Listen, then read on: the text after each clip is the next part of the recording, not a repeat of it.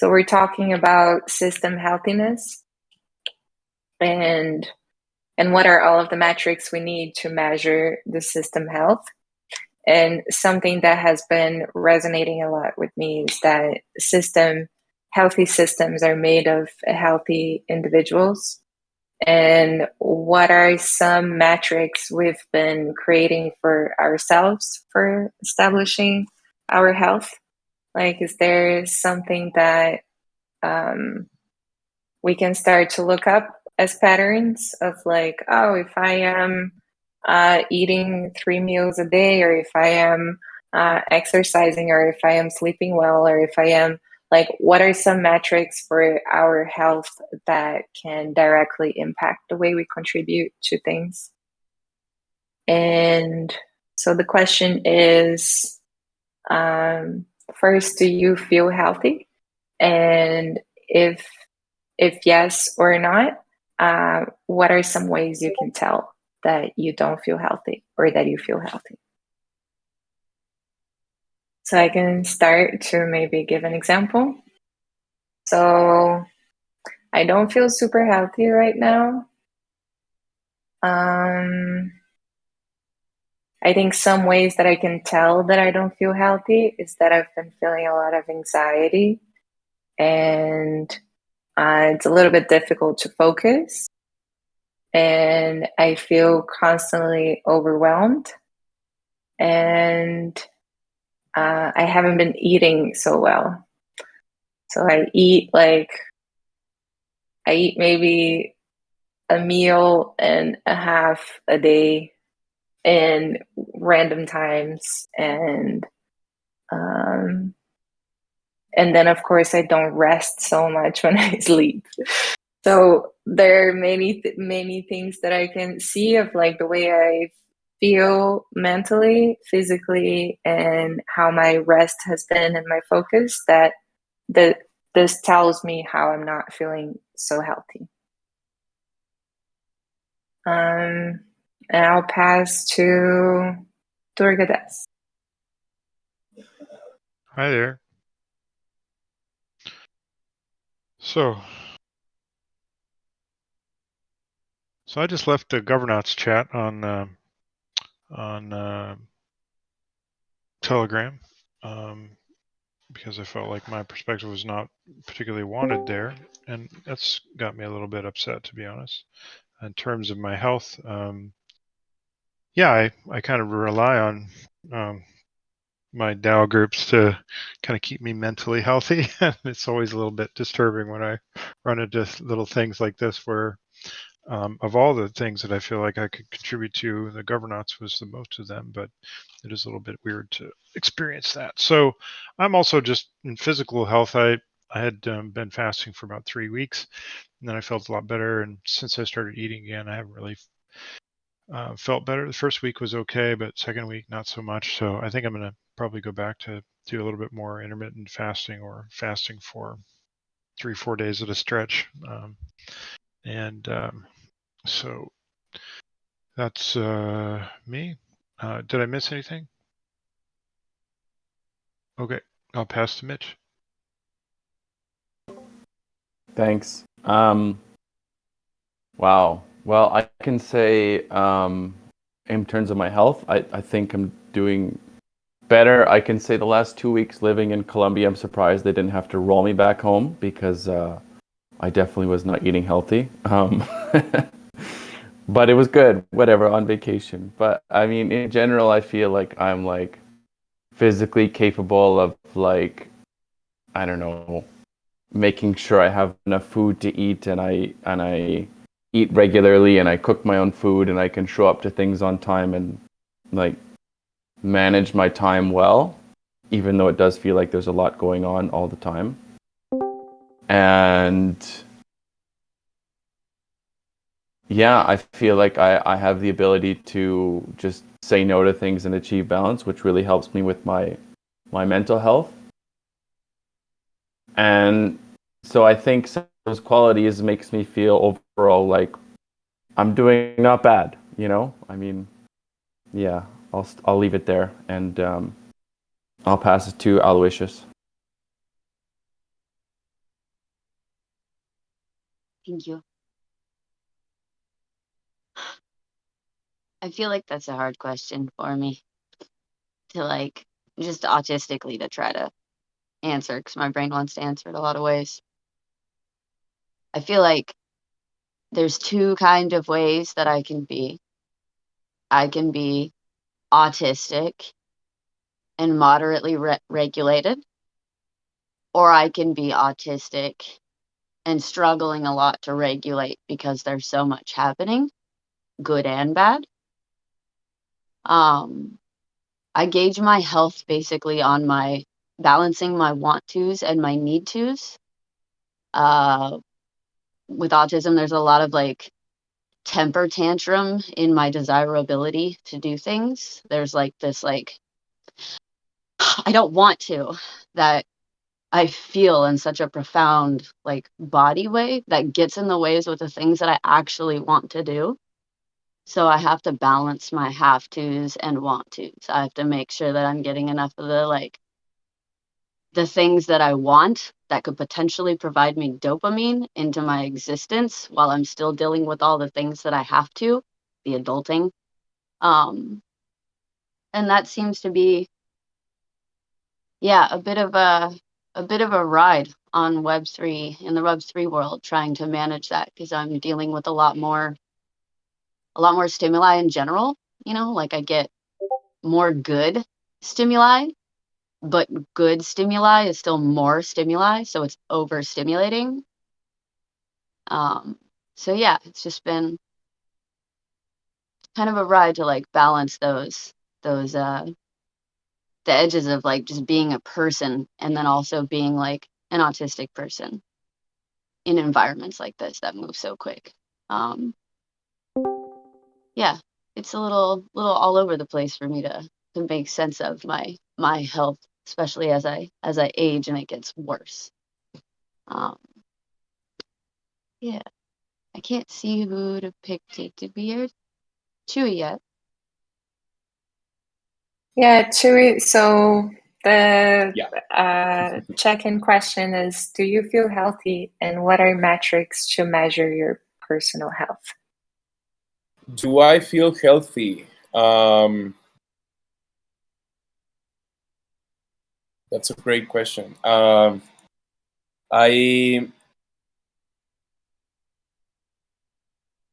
I usually like use as a main signal, how do I go to sleep and how do I wake up? Like if I go to sleep thinking about like trouble or stuff like that, I know that regardless of what the problem is, it should probably be a good idea to like take it a notch down for just in order to be able to take better mental health decisions.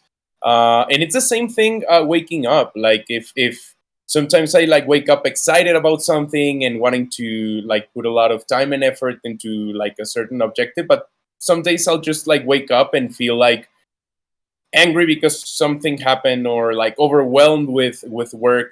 So I feel that's some like great signaling. Not a lot of the time I take like action on this, but I like to use it just to remind myself of how am I and if I'm taking care of myself.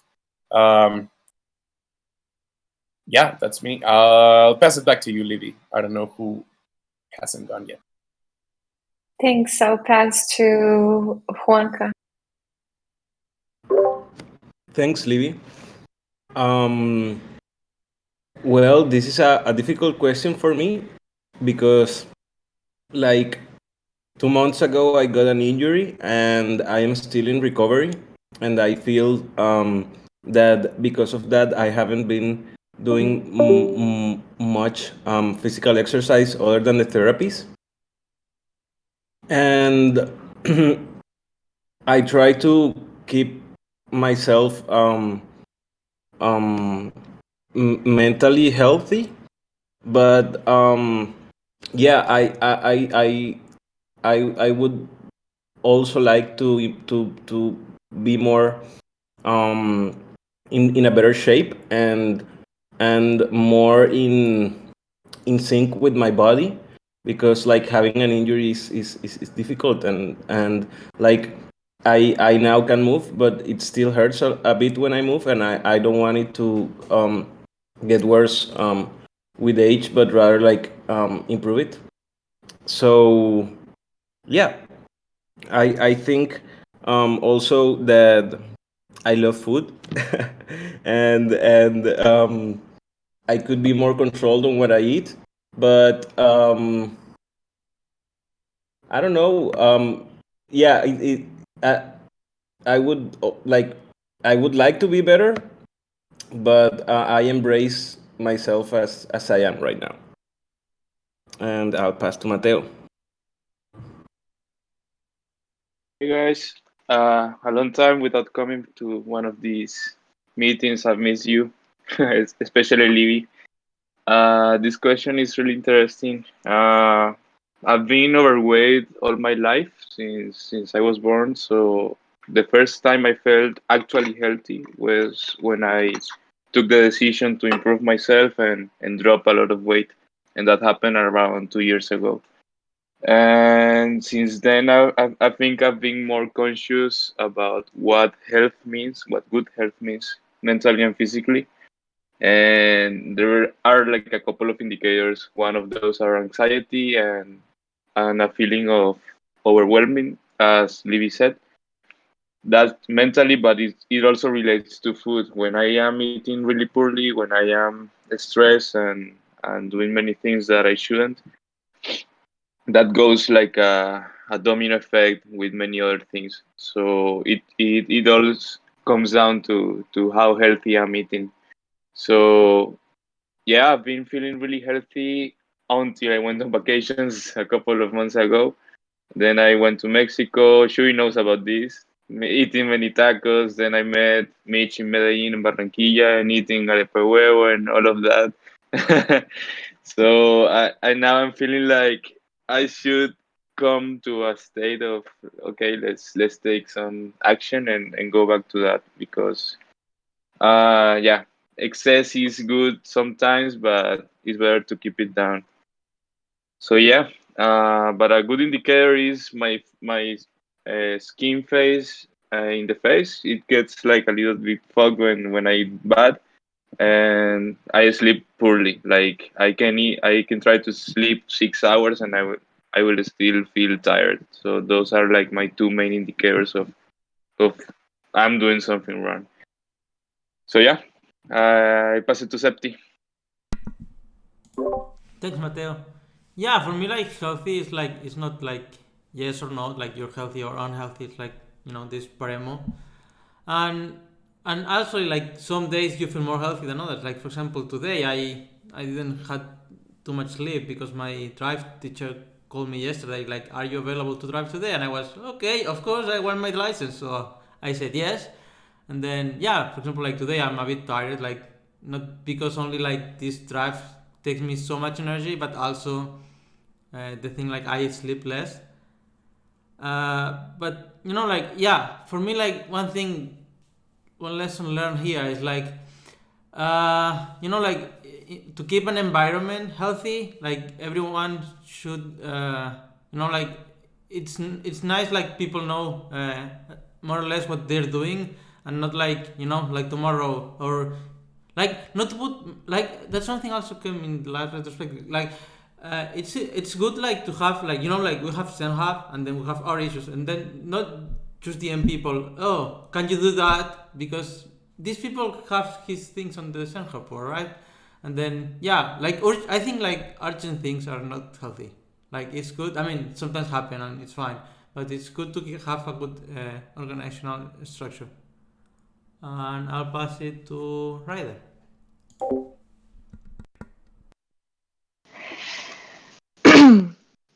Thanks for the question, and thank you for everyone answering so honestly and differently. I like to have these comprehensive check-ins with some of my close friends, and the check-ins have different domains like financial, sexual, personal, emotional, professional, and like that's kind of how I think about checking in about health too, but that would take like 30 minutes, so I'm not going to do that. But it's all of those kinds of like domains of my life where I can pick up on like the parameters edging towards like not discomfort, but just like unmanageability, which is probably what I would designate as like unhealthy or dysfunctional, just like when things become a little bit more unmanageable.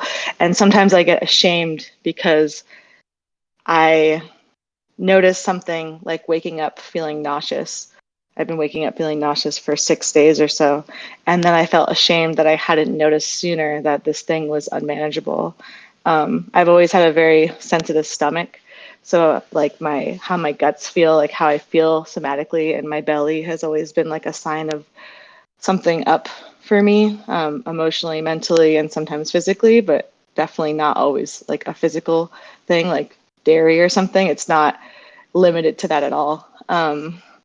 I also notice like interpersonally or like socially that I can see like if I'm having like different little small fires I'm putting out or like conflicts or misunderstandings, and that can also be a sign of my internal world or unhealth or like dysfunction or unmanageability. And like high irritability is probably also one. But I usually I notice it on the level of I invite the full spectrum of emotions. So I'm not like, ooh, when I feel irritable or mad, that's a sign of dyshealth. Like, no. But like when I'm like irritable with like a very sweet, close person that I'm with all the time for like no reason, and I don't apologize immediately, I'm like, but I notice later, I'm like, oh, like I'm in some sort of dyshealth. Otherwise, I would have apologized immediately and profusely for that thing.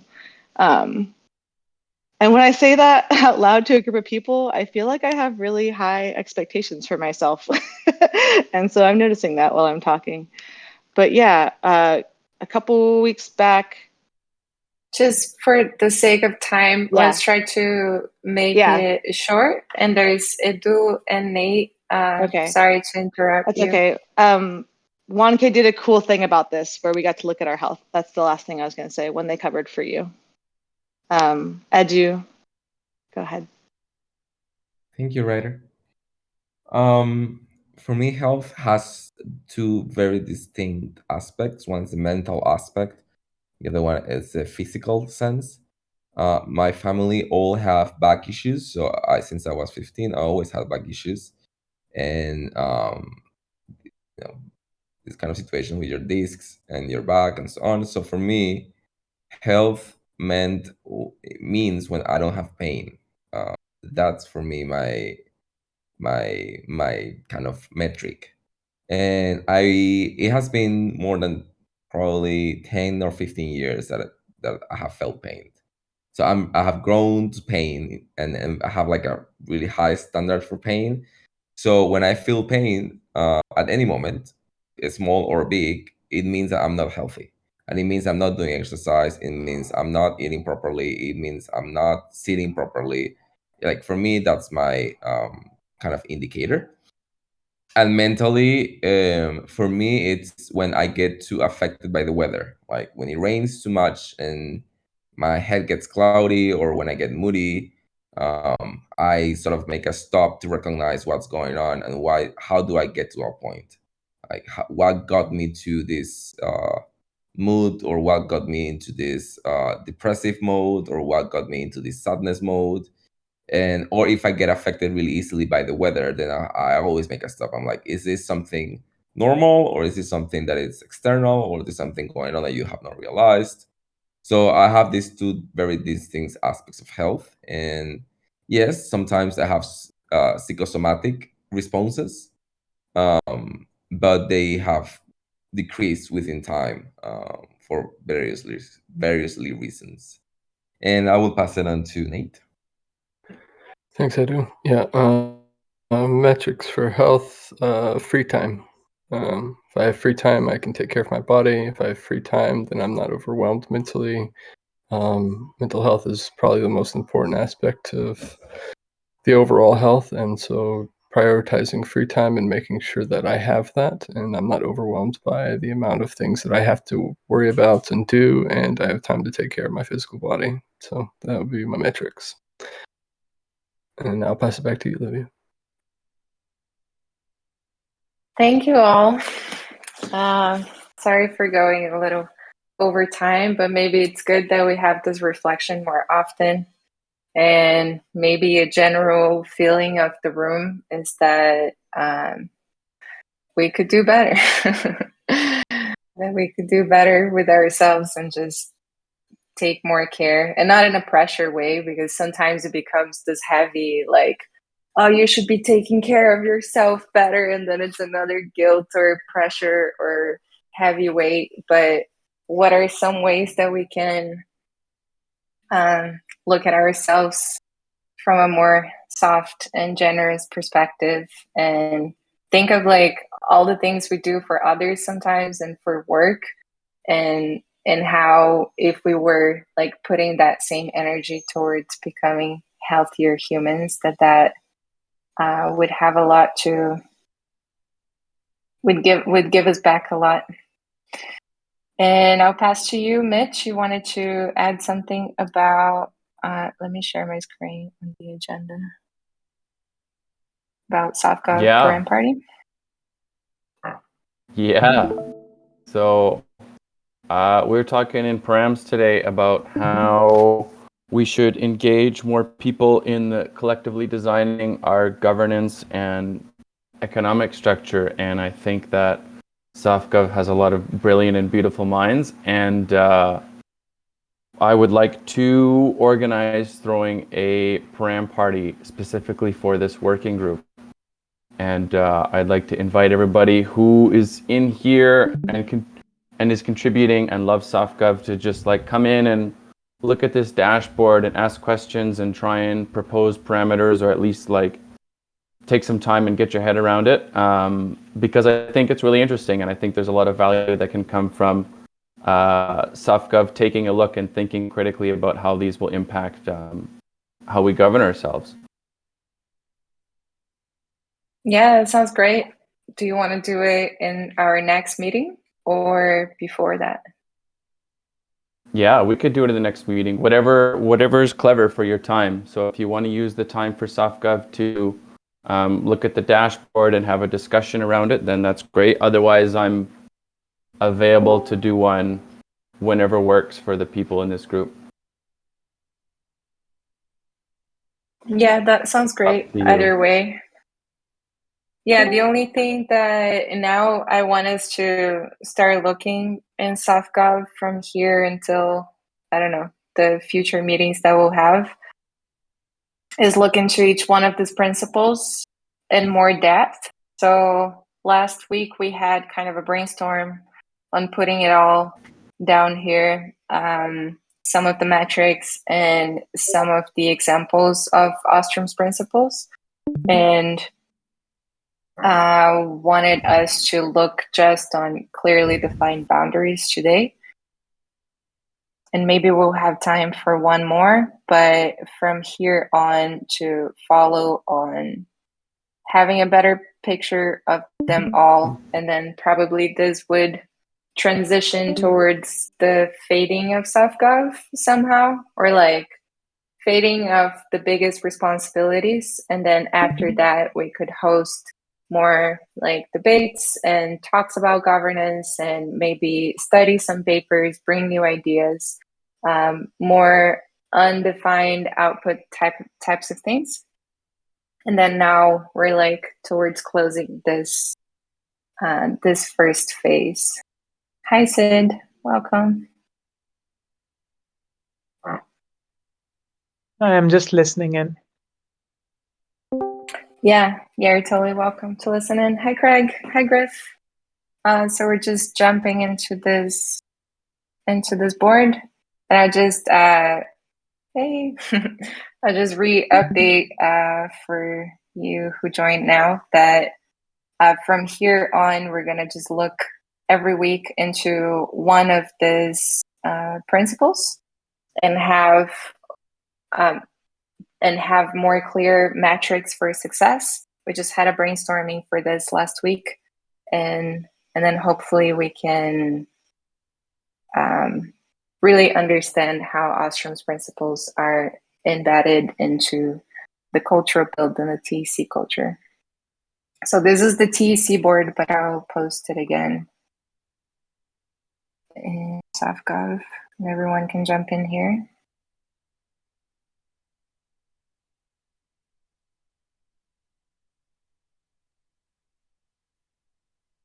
Does anyone volunteer to read the post-its of this first one?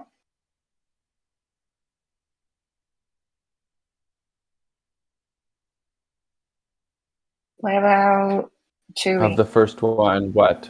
Sorry. Okay, you go, Mitch. The clearly defined boundaries No, here. I'm asking what. So first, the And the TEC whole examples column? of implement. Yeah, first the examples of implementation, and then after the metrics for success. Okay. All right. So then for clearly defined boundaries, examples of implementation, we have the augmented bonding curve, the manifesto, access rights for communication platforms, economic layer and social layer, tokenized voting, mission, vision, values / Gitbook, covenants, advice process, trusted seed, agreement on Discord, and then the metrics for success. Oh, that's tiny writing. It's clear for everyone the rights and responsibilities of the TEC tokens. Anyone knows the rules, or at least we have them written down, so in case of conflict, we know what to do. ID solution, clear definition of membership. The TEC token allows everyone to participate. Clear pathways for rights of advancement. Huge focus on alignment prevents too many misunderstandings or boundary violations. Yeah, so you see how some of these metrics are not really metrics. So our challenge is to transform these metrics into metrics. And maybe the way to do that is first, like putting more stuff. So ID solution, for example, would be an example of implementation, but one that we don't have yet. So maybe we can put here in another color. Like blue is things that we don't have yet. And then we need to start questioning these things on a way to measure it. So what would be a good metric for the bonding curve, for example?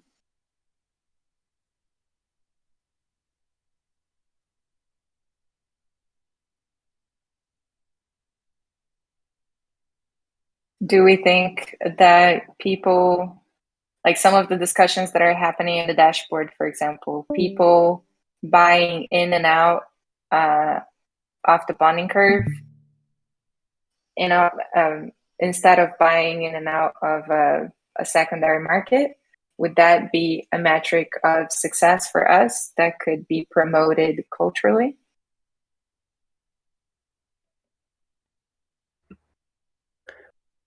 I think so. I find it interesting that, if we were to make the token non-transferable to the point where you can only buy in and out of the actual bonding curve, that this type of setup would be popular with some types of organizations. There's some types of DAOs, and there needs to be a market around that. And so maybe even encouraging, things like Uniswap and SushiSwap to have a dedicated marketplace for bonding curve and token economies that are centered around bonding curves and not secondary markets.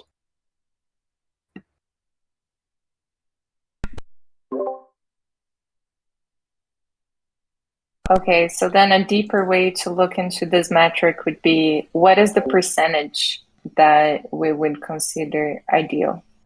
Like, of course, the secondary market will be happening, but is there some type of satisfactory percentage that would give us a metric of success for clearly defined boundaries? Like having the bonding curve as a boundary and having X% of interaction happening in the bonding curve tells us that, like, collaborates to our boundaries, to our boundary system. I think if the tokens end up being transferable,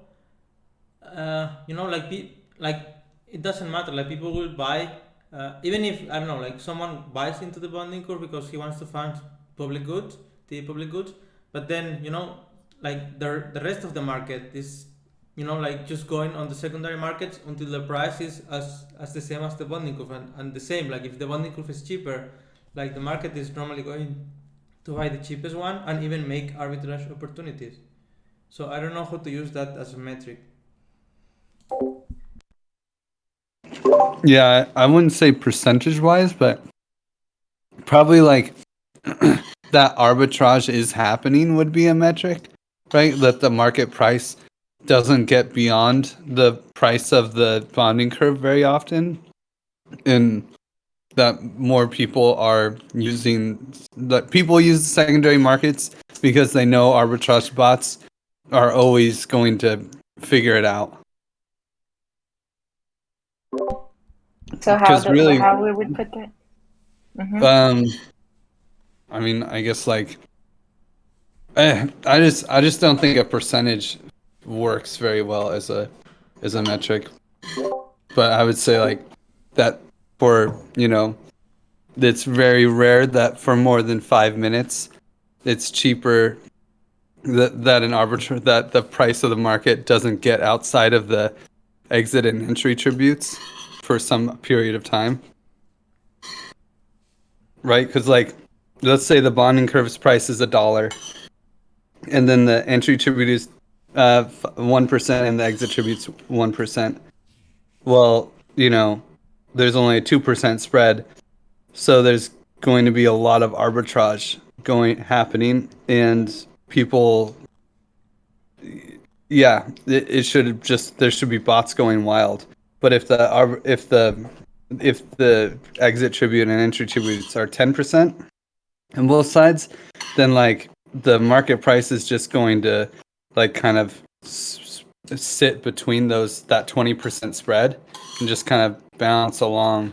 But then if it gets outside of that 10%, like if the price on the market is 10% higher than the price on the bonding curve, then arbitrage bots should be going wild and buying from the buying from the bonding curve and selling in the market.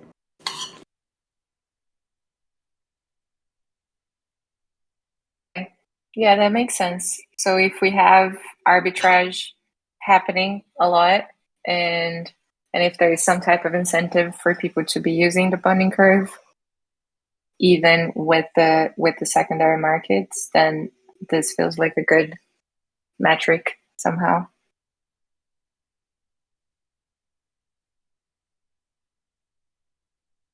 So we can move on to another point if anyone else has something to add to this. I just want to observe that when we talk about boundaries, we're often talking about technical and economic boundaries, as opposed to like cultural ones. So I do find that a bit interesting.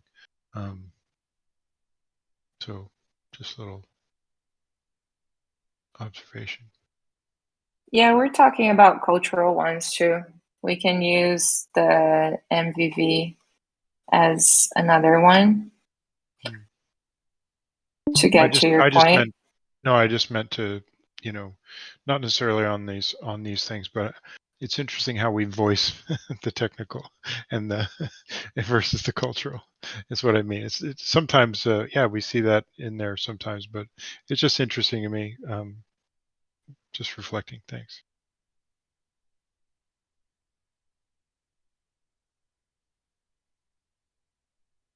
Yeah, does anyone wants to pick the next one that we're gonna look at? What about you, Nate? Pick one. I like clear pathways for rights of advancement. If that's okay for Nate. Sounds good.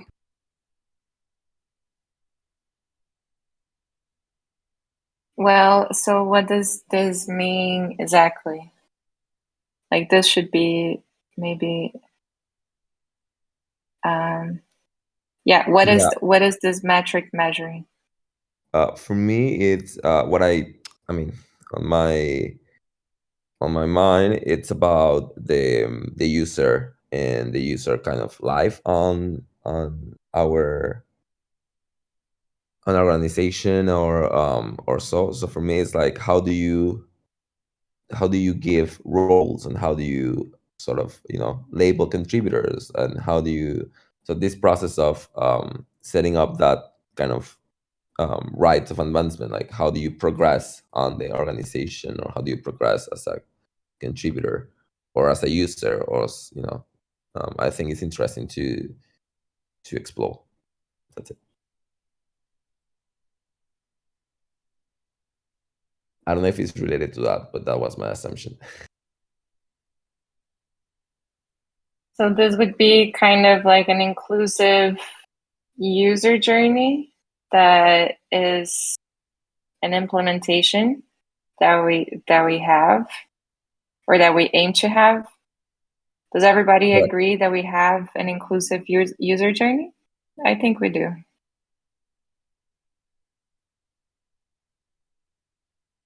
I think it's like a parameter within the inclusive user journey. It's something to take in consideration within user journey. It's to have these pathways sort of clear, like it says in the description. Yeah, and this is related to the boundaries because people know what is to be inside the TC versus not being a member of the TC. So if people understand their roles and their journey, this is an indication of boundary. And maybe a measure to success to this would be some type of like how many people join, or retention, how many people that joined stayed in the server. I was just going to point out that one of the things we identified when we were doing the onboarding journey was that we Acid Laser's graphic was very nice, but when we were talking between us, I was like, well, the goal is to actually get us through to the end. Not only do we have retention, but we have deeper involvement and then advocacy kind of at the end. And so but we so far done a better job at identifying what it takes to get people to where they're engaged and participating versus getting to that point where they're really super involved. So I think if we just continue on that sort of onboarding journey, we'll get to the rest of that. So that kind of speaks to that. So it seems like something we're aware of, and we're kind of mapping out already. So Yeah, so do you think there is another metric we could add here, Durgadas? yeah, I think it's kind of like a little triangle, right? So you've got people, it takes a bit of energy to get people to the top of the participation thing so that they're doing stuff, and then, to kind of get them on the downward run into,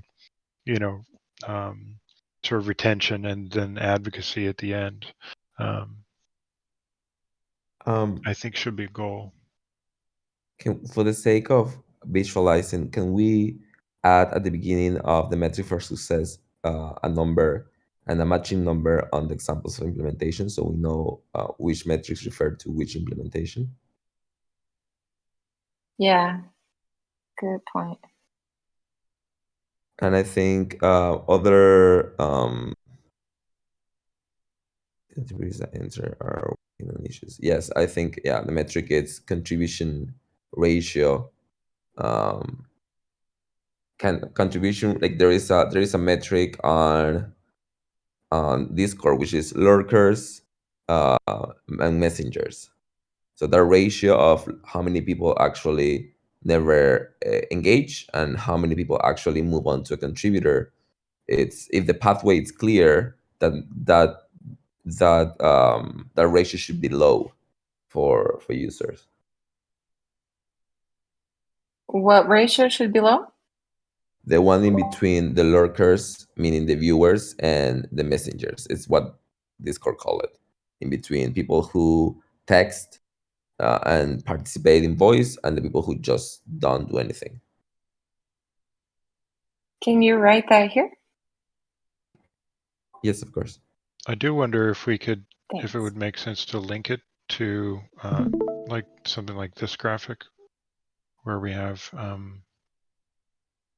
the breakdown of how this works. So, we could potentially see that if a person is doing these sorts of things in Discord and or our forums and so on, they would be at sort of this level of awareness, and then consideration, and then finally participation, and then retention is reflected by what, can we get metrics for that?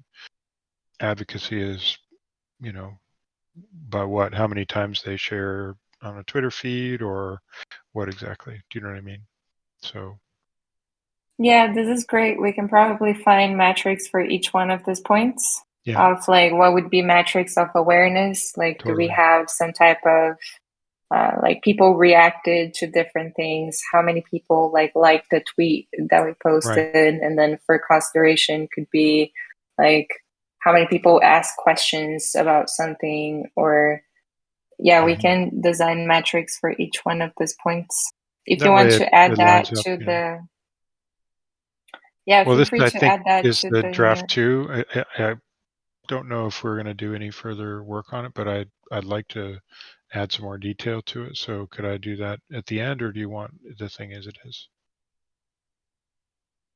Yeah, I mean, this is one of the points here Mhm. from the clearly defined boundaries. So Okay. maybe we can move to another point, but I think that's a great, that's a great visual that can enhance the metrics that we have for inclusive user journey. I'll stick it off to the side here somewhere, and you can put it wherever you want. Okay, thank you. That's great.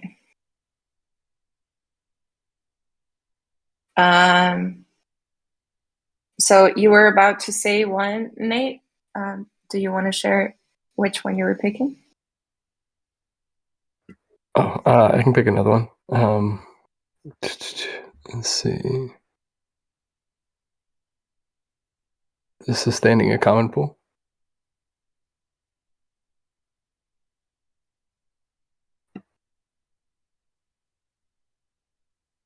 Where do you see that? Oh, so have clear scope for proposals if we're doing the metrics of success.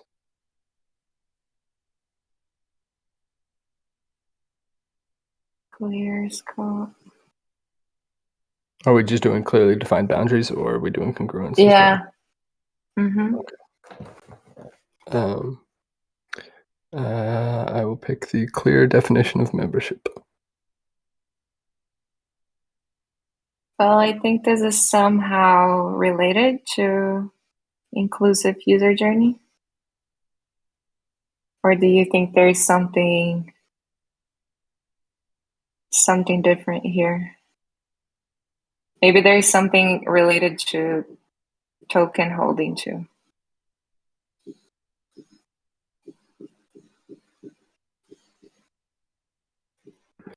Yeah, I think most of them are centered around token holders, but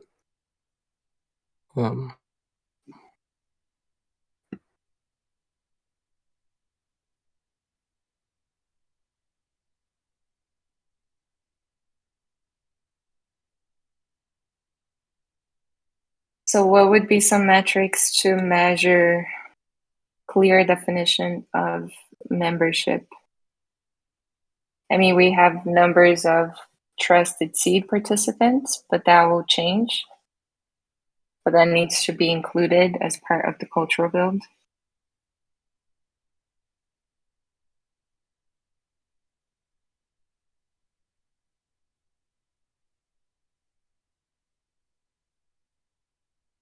Which one are we talking about? Which is the implementation?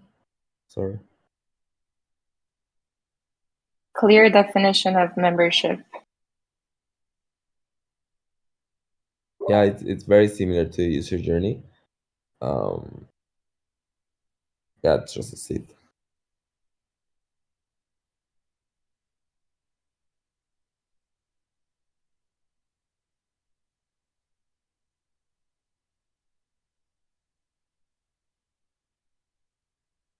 Well, we have 10 minutes left. Maybe with this extra time, we do a round of sharing on just on clearly defined boundaries. And we can look into more more depth of like all of these ones and understand how to find some metrics for them. And then next week we can go to congruence between appropriation and provision. Or if we feel like there is still a lot to do in here, we can dig more into the clearly defined boundaries.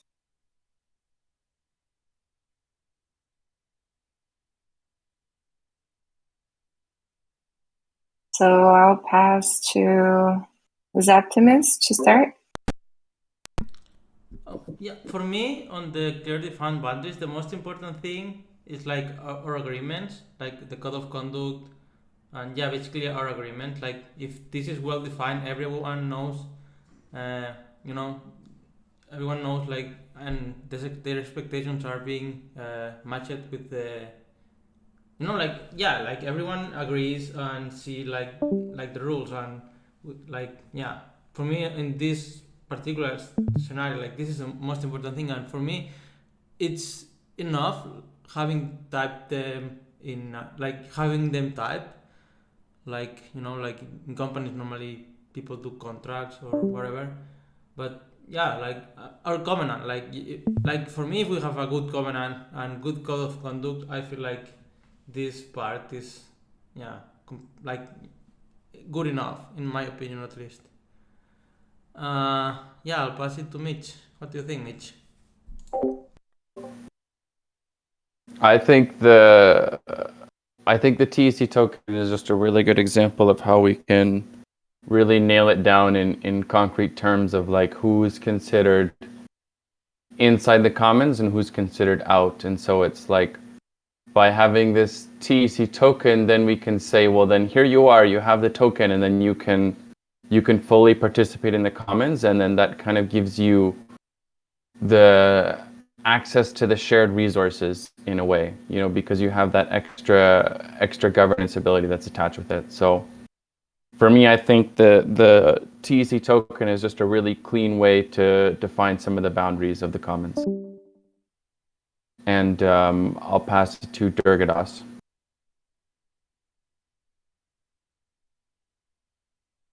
Sorry, I got distracted for a second. What's the thing we're doing? Just a final sharing round on the boundaries. Yeah, it's interesting for me how this is it's an interesting reflection on what boundaries are. So if we're creating a model, I guess there's inherently boundaries there, but then there's also things that are inside of those boundaries. So I kind of took the meaning of Ostrom's boundaries to mean like, things that you shouldn't do. So let's see. Yeah, I guess it's also an ethical principle too, right? I mean, in yoga, we have, and frankly, when I mean, a lot of the reason why we appreciate Griff here is because he's been through so much and knows what things not to do to make mistakes. This is the benefit of experience, and so in terms of ethics, what not to do is actually of primary importance. So. Not just as prohibitions, but also sort of cautions and just wisdom that come from experience. So I think we've got a whole lot of that in this group. So that's why perhaps we suffer less in terms of dealing with boundaries than maybe some other groups I'm participating in. Not sure to pass it to. Pass to Chewy. Yes, Livy. I would echo what Seppi and Mitch said. I feel that the combination of the community covenant and at the same time how the smart contract for the TEC token is structured and what it allows, even though it's a very technical approach to a boundary, I feel that there are human aspects and elements to it that just like a small adjustment could make a huge difference. So I feel that it's a balance between these two mainly, because the smart contract would basically like bring it down to how do we apply the culture and how do we apply the covenant. So there must be a coherence between these two, and I feel that they are like also heavily co-dependent because of what they individually represent and what changes when someone gets in contact with it. If it's either the covenant or the token, something happens there that starts a process. So yeah, those two, I find them heavily important. And I'll pass it to Sid.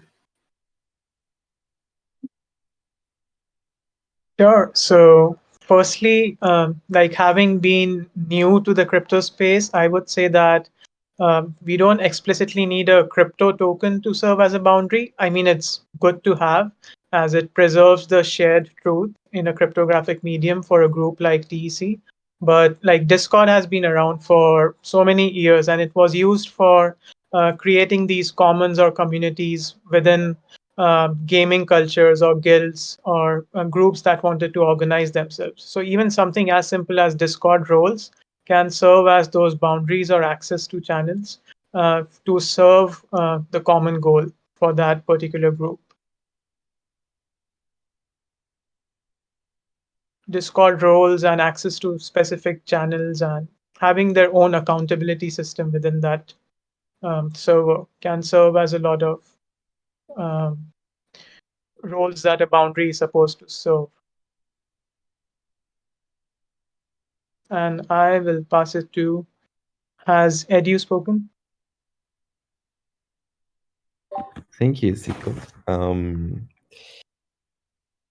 Yeah, I will challenge what Titko said about the token as a boundary. I think more than a boundary, just having the token as this tool that have not only two faces back and forth, but also many possibilities, and to explore the idea of the token, but not as a boundary, not necessarily as a boundary set, but as an experience. Um, and not only seen as economic, because for us the token also have a cultural value. So for me, accessibility to the token, it's the boundary.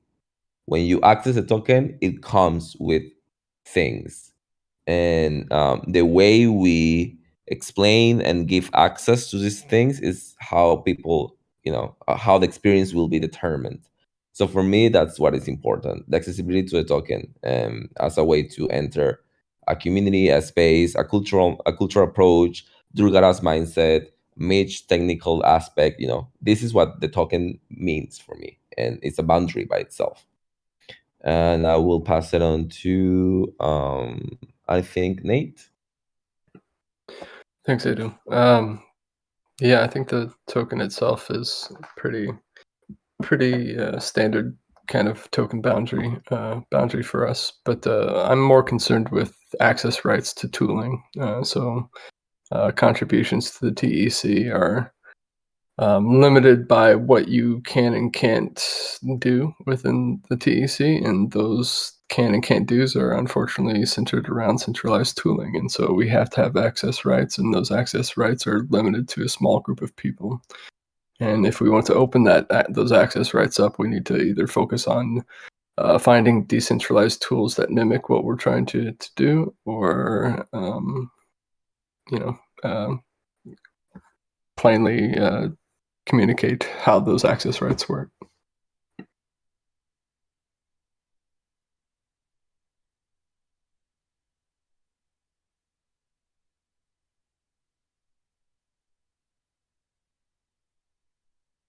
Juanca, I think you're the last one.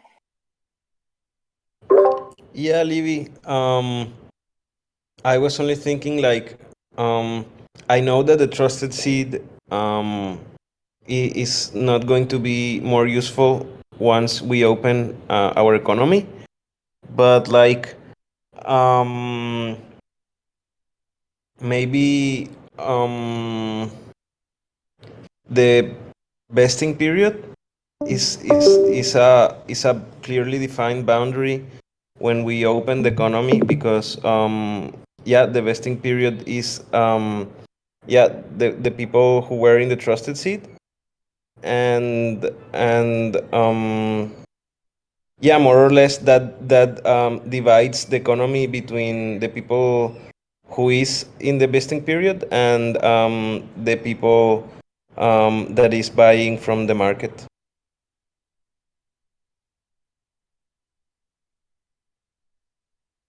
Cool. Thank you all. That was very insightful. Thanks for all of you who lasted until the end.